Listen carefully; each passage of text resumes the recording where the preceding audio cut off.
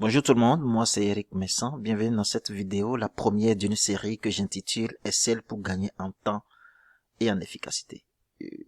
Point besoin de rappeler qu'aujourd'hui, si vous êtes gestionnaire, si vous êtes comptable et que vous ne maîtrisez pas le b.a.-ba de Excel, c'est que vous perdez du temps et vous êtes moins efficace.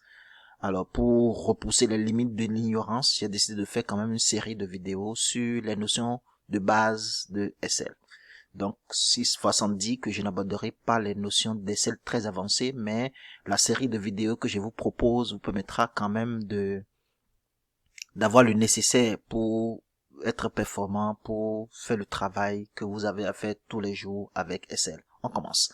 Alors, lorsque vous ouvrez Excel, il faut dire que Excel, c'est un tableur qui vous permet de stocker des données, des calculs et des tableaux, des graphiques aussi. Et donc, l'interface de Excel se présente sous forme d'une combinaison de lignes et de colonnes, comme vous le voyez à l'écran ici.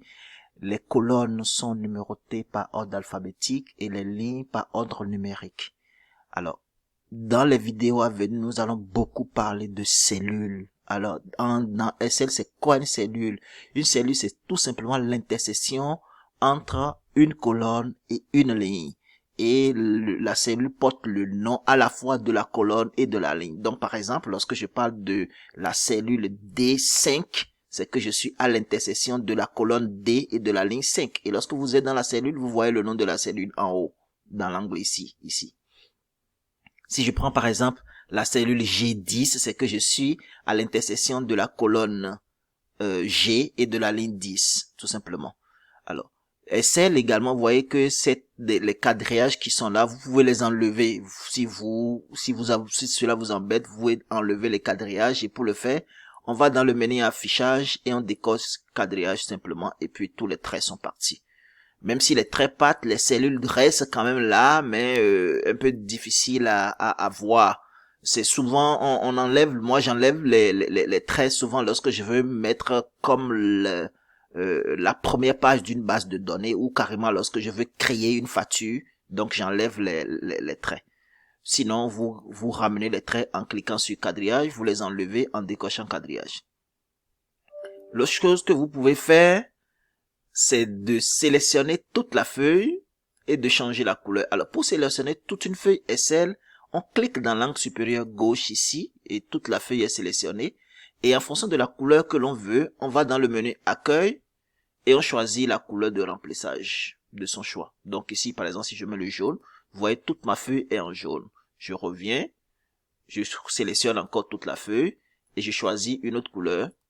Vous voyez, toute ma page devient verte et puis je sélectionne toute la feuille et puis je choisis aucun remplissage. Là je n'ai aucune couleur, ma page revient à la normale. Je l'ai dit au début, Excel c'est un classeur. Alors en tant que tel, on peut ajouter des feuilles puisque quand vous ouvrez le classeur, vous n'avez qu'une seule feuille, donc vous ajoutez autant de feuilles que possible. Donc, pour ajouter des feuilles, vous avez en bas complètement un signe plus sur lequel il vous faut cliquer. Donc, au fur et à mesure, quand vous cliquez sur la feuille, vous ajoutez une nouvelle feuille. Vous ajoutez une nouvelle feuille, autant de feuilles que vous voulez. Autre chose que vous pouvez faire avec les feuilles, c'est renommer la feuille pour que cela puisse vous parler. Vous avez plusieurs projets, vous allez nommer chaque feuille du nom de chaque projet. Vous voulez faire un suivi annuel d'un dossier, vous renommez la feuille de l'année par exemple. Si je décide de mettre les informations de l'année 2024 dans la première feuille, alors il me suffit de cliquer sur la première feuille pour la sélectionner, puis je fais clic droit, je fais renommer et je mets 2024.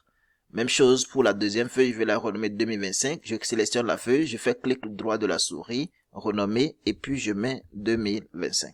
Une fois que les feuilles sont renommées, sachez que vous avez également la possibilité de changer la couleur de l'onglet. Donc, vous cliquez sur la feuille, vous sélectionnez la feuille, clic droit, couleur d'onglet, on va prendre le vert pour 2024, on prend 2025, clic droit de la souris, couleur de l'onglet et le rouge par exemple, vous voyez 2025 est en rouge. Donc, chaque fois quand je vais ouvrir ce classeur, je verrai 2024 apparaître en vert et 2025 apparaître en rouge. Et une fois que j'ai fini de travailler dans ma feuille, si c'est la première fois que j'enregistre, les notions élémentaires que nous connaissons tous en informatique, c'est de faire fichier, enregistrer sous, et puis choisir un nom pour son fichier. Voilà, ce sera tout pour cette première vidéo. C'était moi, Eric Messan. Merci de m'avoir suivi. À bientôt pour une nouvelle vidéo. Bye bye.